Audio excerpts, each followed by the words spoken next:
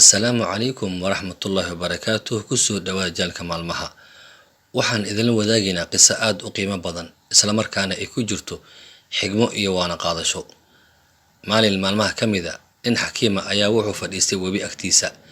Isaga oo biyaha iska fiirsanaya ayuu wuxuu arkay bisad biyaha ku dhex dhacday, isla markaana la tacaalaysa sidii ay uga soo bixi lahayd biyaha.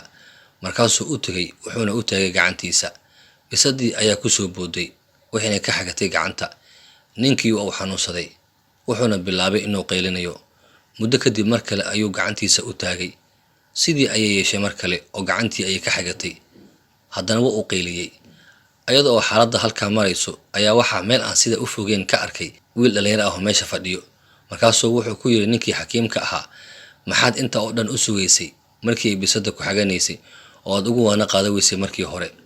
Ninkii xakiimka ahaa wiilkii hadalkiisii dhag uma uusan dhigin, balse wuxuu iska sii watay hoshiisii ilaa markii dambe uu ka soo badbaadiyay bisadii. Markii uu soo badbaadiyay ayuu wuxuu soo aaday wiilkii meesha fadhiyay. Markaasuu garab ka qabtay. Markaasuu wuxuu ku yiri, wiilkayga, bisada dabeecaddeeda waa inay waxagato markay ay dhibaatooto. Aniga dabeecaddeedana waa inaan u raxmado oo u muujiyo naxariis markii aan arko markay dhibaataysan tahay. Markaasuu wuxuu ku yiri, maxaad igu qasbaysaa in dabeecadda bisadu ay ka saramarto dabeecaddeeda? Wuxuu ku yiri markaas, wiilkayga, dadka kula dhaqan dabciga aad adigu leedahay ee ha kula dhaqmin dabeecaddooda si weliba ay u tiro badan yihiin. Ha ka tegin oo ha u aabayeelin dadka gaararkaaga jooga haddii ay kula dhaqmaan sifooyin aan wanaagsanayn, si aad uga tagto sifooyinka wanaagsan ee adiga Allah subxaanahu wa tacaala uu ku siiyey.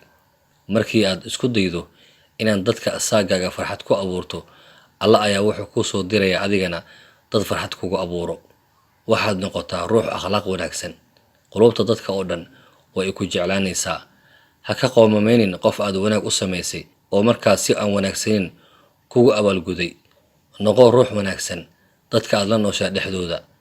Waxaa kugu filan Allah subxaanahu wa tacaala ku abuuray abaalmarkiisa, oo aan iloobin mar waliba inuu ku abaalgudo wanaagaagii. Ruux ka mid culimada ayaa wuxuu yiri, diinta dhammaanteed waa akhlaaq. Ruuxa akhlaaqda kaaga sara marana diinta oo dhan ayuu kaaga sara maray. Allow nagu toosi akhlaaqda wanaagsan, maxaa yeelay akhlaaqda wanaagsan dadka kuma toosiyo ruux kale oo adiga aan ahayn. Waxaad naga ilaalisaa oo naga dheeraysaa akhlaaqda mideeda xun, maxaa yeelay ma jiro axad dadka ka dheerayn kara akhlaaqda mideeda xun oo aan ahayn adiga. Waad ku mahadsantahay daawashada muuqaalkan. Haddii aad ka cusub tahay jaalka maalmaha, fadlan subscribe dheh gamaanka riix si ay kuu soo gaaraan waxyaabo cusub aan soo dhigi doono. Mahadsanid.